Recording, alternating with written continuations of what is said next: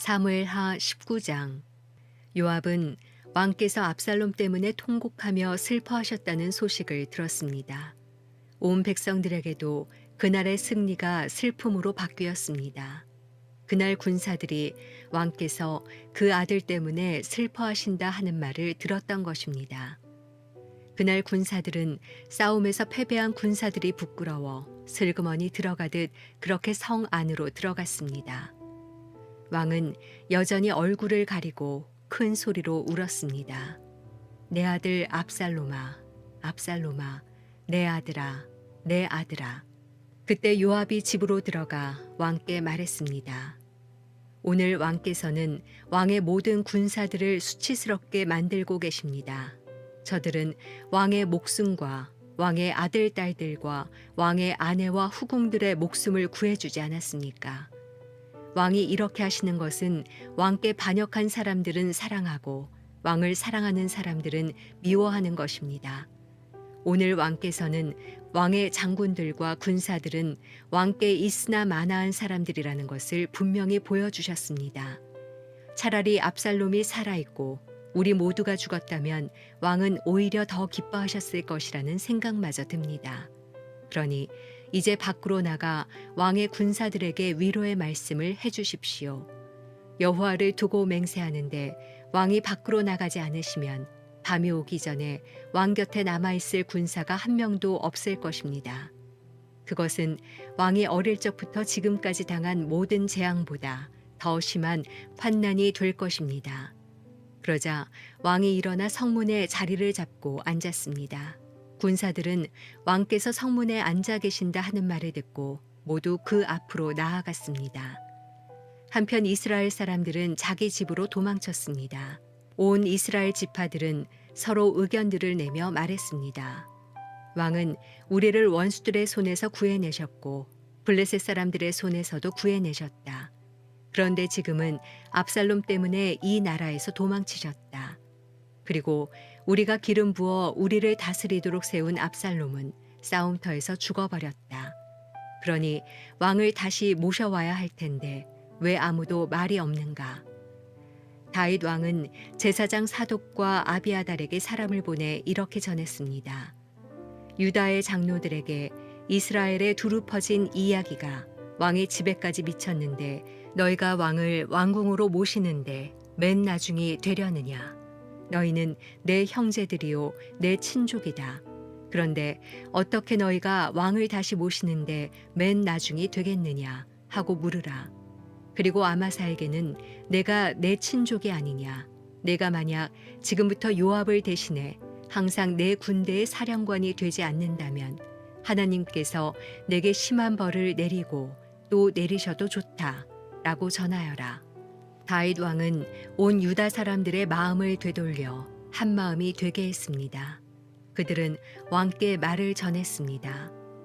왕과 왕의 모든 신하들은 돌아오십시오. 다윗 왕은 돌아와 요단강에 이르렀습니다.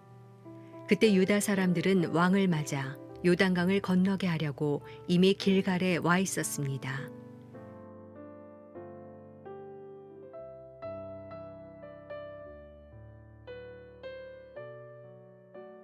목요일 아침입니다.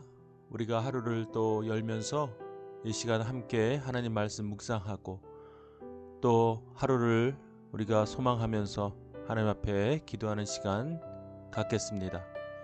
오늘은 사무엘하 19장 1절에서 15절까지 말씀을 함께 나눕니다. 전쟁에서 승리한 다윗은 그저 기쁨을 만끽할 수 없는 상황에 이릅니다. 그도 그럴 것이 전쟁의 대상이 바로 자신의 아들이었던 압살롬이었기 때문입니다. 하나님께서 그 전쟁을 개입하셔서 다윗에게 승리를 안겨주셨지만 다윗은 여전히 자신의 아들인 압살롬의 죽음에 대하여 깊은 슬픔 가운데 빠져 있었습니다. 다시는 일어날 수 없고 회복할 수 없는 상황에 이르렀을 때에 그의 신하였던 요압을 통하여 메시지가 전달됩니다. 그것은 다윗에게 압살롬의 아버지의 역할뿐만 아니라 이스라엘의 왕이라는 역할이 아직 남아있음을 깨우쳐주고 있는 것입니다. 그래서 다윗은 그 슬픔 가운데 머물러 있을 수 없었습니다. 비록 그 전달하는 방식이나 내용은 다윗이 받아들이기에 어려운 상황이라 했을지라도 그 사실은 분명한 것이었기 때문입니다. 이에 다윗은 그 슬픔에 머무르지 않고 이제 다시 이스라엘의 왕으로서 그 역할을 온전히 감당하기 위하여 마음을 추스를 수밖에 없게 되었습니다.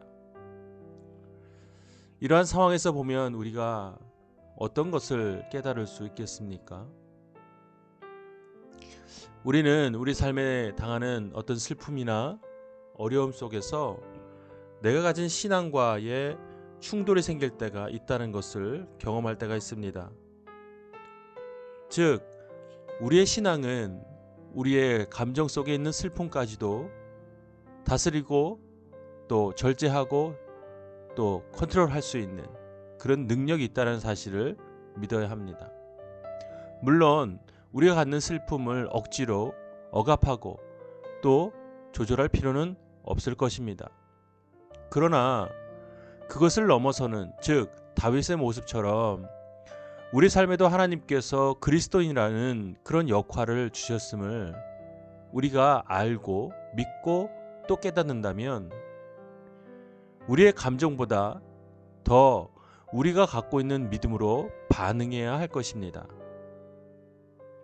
예전에 제가 어떤 장례 예배를 인도할 때에 그런 경험을 했던 적이 있습니다. 사실은 우리가 가족의 누군가가 이제 죽음을 맞이하고 장례를 치르게 된다면 그 감정과는 상관없이 곡을 하게 됩니다. 그것이 하나의 미덕이고 또 우리의 전통이라고 이야기합니다. 그러나 그 집은 웃음소리가 그 빈소에 넘어서까지 흘러나는 것을 보게 되었습니다. 그 사람들은 왜 우리가 갖고 있는 생각을 넘어서 다른 모습을 보여주는가? 알고 보니 그 분들은 모두 믿음을 소유한 믿음의 가정이었습니다. 그러니 그들 형제 모두가 다 함께 생각하는 하나의 인식은 바로 우리의 죽음이 인생의 끝이 아니라 더 찬란하고 영광스러운 하나님 나라의 삶이 보장되어 있음을 알기 때문에 그것에 감사하고 온전한 하나님 나라의 기쁨을 맛보게 되는 것입니다. 그러니 가족의 죽음이 그저 슬픔이 아니라 오히려 기쁨과 승리가 된다는 사실을 깨달을 수 있게 되는 것이죠.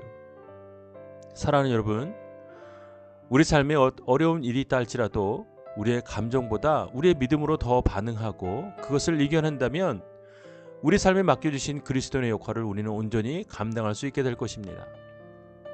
오늘 다윗이 한 나라의 왕으로서 그 왕은 단순한 왕이 아니라 하나님께서 세워주신 그 왕이 그 왕권을 또 그 왕의 역할을 온전히 감당하는 것이 그가 갖고 있는 슬픔보다 더 우선돼야만 했었습니다.